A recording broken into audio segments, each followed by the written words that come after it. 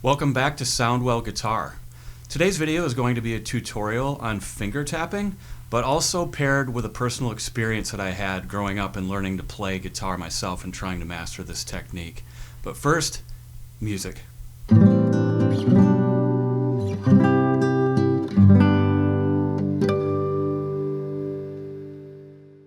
I'm really excited to make this video. I have a whole journal of so many videos that I've had planned on making this past year, but time and unforeseen occurrence did befall me this past year and had a lot of things in my life change, and it has been an entire year since I was able to make one of these things. It took me that long to get the energy and inspiration to come back to it as I remained focused on my band and other things that needed my attention.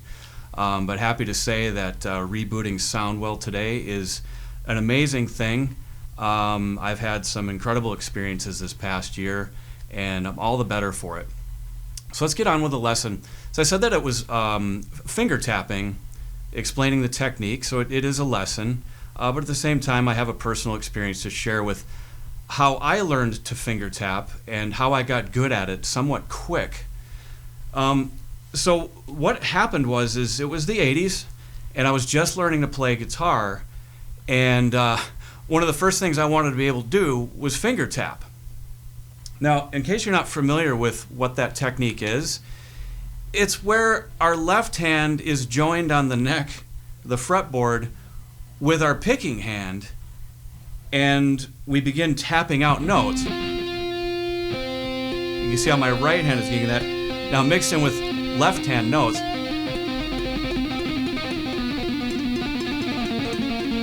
You can see it's kind of a cool trick. Now in the 80s, this is a big deal because I think the first player that I saw that was doing that was Eddie Van Halen. Now make no mistake, he didn't invent the technique, and he himself would tell you that, but he popularized it. When they came out with their first album, Van Halen did, and he did the solo Eruption and did all that finger tapping in it. I mean, this really got people's attention, and it was one of the things that inspired me and wanted to play guitar because I'd never heard it make sounds like that. So that was probably my first goal. Before I'd even knew more than 3 chords, I wanted to be able to finger tap. And one of the finger tapping patterns that I really wanted to learn was the opening lick in Crazy Train with the, Crazy Train. That tune. The solo opens up with this finger tapping pattern that goes. I always thought that sounded really cool. Anyway, I was teaching myself at the time. I didn't have the luxury of having a teacher or lessons, and remember, it was the 80s. I didn't have YouTube either. At best, something might come out in a Guitar Player magazine or whatever, and otherwise I was left to try to figure things out with my ears. And my ears could deceive me often at times. I still think I did pretty well given what I had to work with, but sometimes I made mistakes. I heard things incorrectly and therefore learned them incorrectly. And one of the big ones I did early on was this tapping thing in Crazy Train. I understood the basic concept of the finger tapping as I could see in videos on MTV, people like Eddie Van Halen doing it. But what was the pattern? That was the big question. It was me and a buddy that we were learning to play guitar together, and he wound up sending out for a cassette that came with a book. And it was by a guy, and I'll never forget his name. His name was Dr. Licks. And I mean, the name at the time seemed so bizarre to me. Dr. Licks, like, wow, what a name to live up to, But that's all I know about this guy, and kudos to him for having created this little mail order lessons program. But it had all of the licks in Crazy Train broken down slowly on the cassette, played them slowly, and then played them fast. So right away me and my buddy were able to find what notes were in that opening tapping lick. And so right away we got to finger tapping. The only problem was I challenged his pattern. I felt that he had the notes right. He said to tap with the right hand on the 14th fret And then there was these other two notes with the left hand, fret 10 and fret 7. Now, I knew those were the correct notes. I could hear it. Sounded right to me when I did it. But the pattern he did didn't seem right. The pattern he said was this.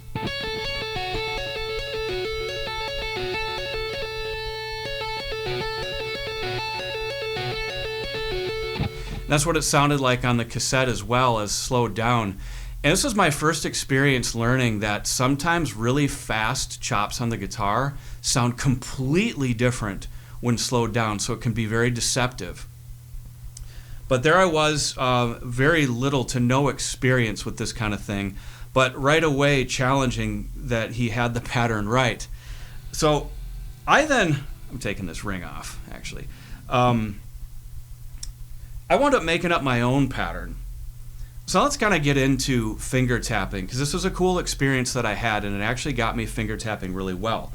I decided he had the notes right, but he had the pattern wrong, so I immediately went into my finger tapping mode, where I kind of made a fist with my hand and had my finger pointing out like this, and just kind of went like this.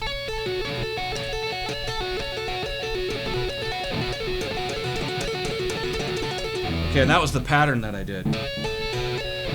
Kind of this triplet thing.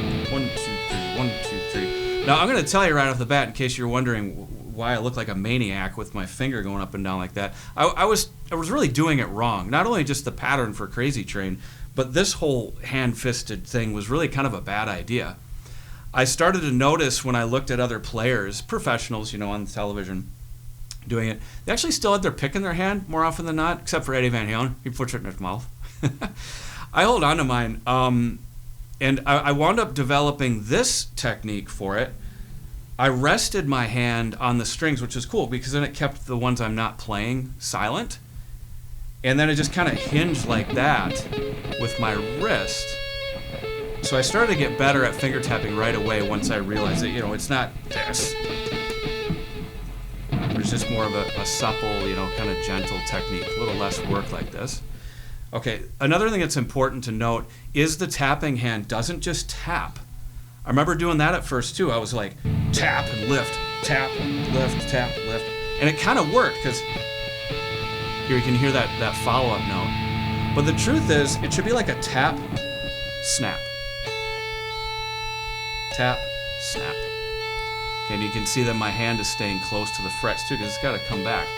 Okay, so on with the pattern that I did multiple repetitions on, complete just arduous repetition on this pattern that I believe to be the pattern that Randy Rhoads was doing in the Crazy Train solo, where I thought it was tap on the 14th, snap with your 4th finger already preemptively here on the 10th, then pull off to the 7th, and do it in like a 1, 2, 3 pattern, triplet, 1, 2, 3, 1, 2, 3, 1, 2,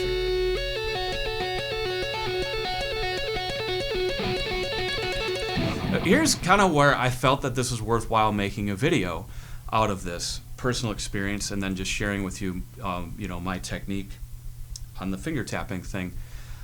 I was doing the wrong pattern, but I was determined to get it up to speed to really double check my work, because once I could play it fast, I could then really assess whether or not it was in fact Randy Rhoads' lick. And once I got fast at it, like, no, that's not it. Let's not forget too, there's one more note he does do in his lick. He goes up to the 15th. So I was doing both. I was going. It only kind of sounded like it. So scratch that one, I thought, but you know what? I actually, while playing it wrong, I actually started to get pretty good at finger tapping, and I had a cool lick. In a way, it was all my own. Not that I invented it, but nonetheless, it wasn't the Crazy Train one, so I kind of considered it my own lick. Okay, so moving on, I still was certain Dr. Licks was incorrect with his pattern. Just didn't think that sounded right. So then I thought, it's this. Lift the 4 with the 1 anchored down at the 7th fret, tap at the 14th still. Again, I didn't question the notes being right. I just thought that the right and left hand patterns were incorrect. So then I thought, okay, we tap 14 snap to the 7, hammer on the 10th, pull that off. Now that's a cool pattern. Or I'm like, oh yeah, I liked the sound of that so much. I'm like, that's got to be what Randy Rhoads is doing.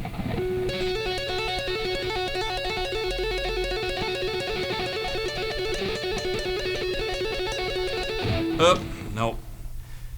Wasn't the pattern. I found out to my chagrin as I worked on it to get it up to that speed and compared it with the record, and it was incorrect. But nonetheless, now I had 2 really cool finger tapping licks under my belt that could be used in any solos that I might want to create in the future. I also started experimenting with different notes. You know, say, do this pattern. But like, what if I moved my left hand down to, like, say, the 5th and the 8th fret? I experimented a lot with it and just started doing it on other string. I was rapidly getting to be quite a pro at the finger tapping thing, yet still at this point I didn't even know C, F, and G very well. So it's kind of funny. So I don't recommend doing that, just focusing on something like this and thinking that's the be-all end-all of guitar. But even starting to do it on like the low strings. A lot of cool things came out of that, and I was having a blast. But I still hadn't cracked the code on the Crazy Train finger tapping lick. I then decided to go back and eat crow and looked at Dr. Licks's ideas on how to do that. And he said it was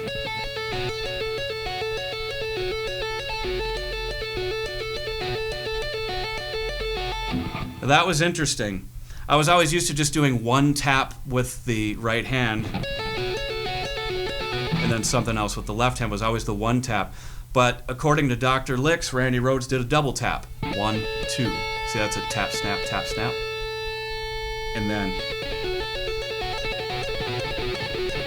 and oh my. But it's like 1, 2, 3, 4, 5, 6. So it was interesting then too. I wasn't really thinking about rhythm too much when I was doing all my finger tapping patterns. I was just kind of all over the place, doing as fast as I could, and not even thinking about counting. But this pattern was 1, 2, 3, 4, 5, 6. So if I were to count that,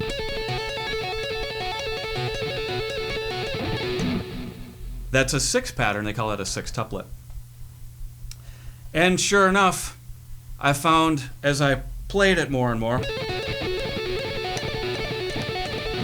that was in fact the pattern from Crazy Train, and Dr. Licks was correct. That is the pattern. Anyway, I've had a lot of fun making this video. I'm really glad to be back, and I appreciate all of you that have tuned into this video.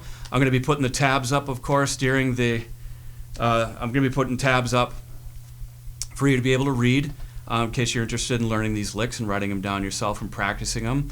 It's kind of a funny story, but at the same time, I believe that approach that I took to finger tapping, because I was doing so many varieties of patterns, is why I got good at it pretty quickly.